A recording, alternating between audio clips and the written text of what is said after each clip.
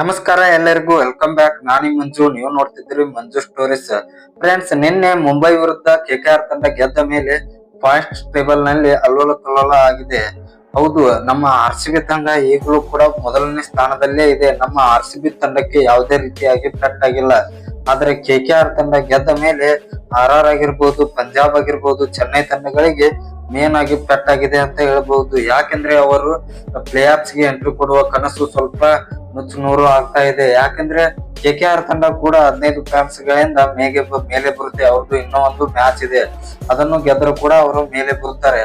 ಈಗ ಪೂರ್ತಿ points table ನೋಡೋದಾದ್ರೆ ನಮ್ಮ ಆರ್-ಸಿ-ಬಿ ತಂಡ 13 ಪಂದ್ಯಗಳಲ್ಲಿ 9 ಪಂದ್ಯವನ್ನು ಗೆದ್ದು 4 ಪಂದ್ಯವನ್ನು ಮಾತ್ರ ಸೋತಿದ್ದಾರೆ. 18 ಪಾಯಿಂಟ್ಸ್ ಗಳ ಮೂಲಕ ಮೊದಲನೇ ಸ್ಥಾನದಲ್ಲಿದ್ದಾರೆ. ಇನ್ನು ಗುಜರಾತ್ ತಂಡ 13 ಮ್ಯಾಚ್ ಗಳಲ್ಲಿ 8 ಮ್ಯಾಚ್ ಗಳನ್ನು ಗೆದ್ದು 5 ಮ್ಯಾಚ್ ಸೋತು 16 ಪಾಯಿಂಟ್ಸ್ ಗಳಿಂದ 2ನೇ ಸ್ಥಾನದಲ್ಲಿದ್ದಾರೆ.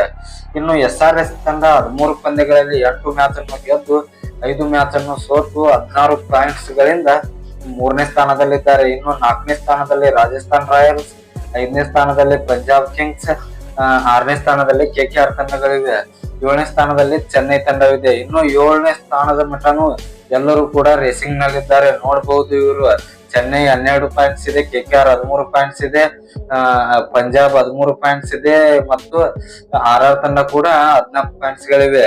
ಇದರಲ್ಲಿ ಇನ್ನೂ ಟಾಪ್ 4 ನಲ್ಲಿ ಯಾರು ಆಗ್ತಾರೆ ಅಂತ ಕನ್ಫರ್ಮೇಶನ್ ಇಲ್ಲ. ಈಗ ಕನ್ಫರ್ಮೇಶನ್ ಇದ್ದಿದ್ದು ಆರ್-ಸಿ-ಬಿ, ಜಿ-ಟಿ, SRH ಇವು 3 ತಂಡಗಳು ಕನ್ಫರ್ಮ್ ಆಗಿ ಕ್ವಾಲಿಫೈ ಆಗುತ್ತವೆ.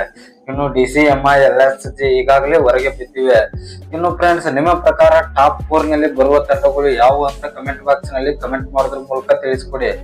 ಇನ್ನು ನಮ್ಮ ಆರ್-ಸಿ-ಬಿ ತಂಡ ಮೊದಲನೇ ಸ್ಥಾನದಲ್ಲಿ ಪ್ಲೇಸ್ ಮಾಡ್ಲಿ ಅಂತ ನಾವೆಲ್ಲರೂ ಆಶಿಸೋಣ.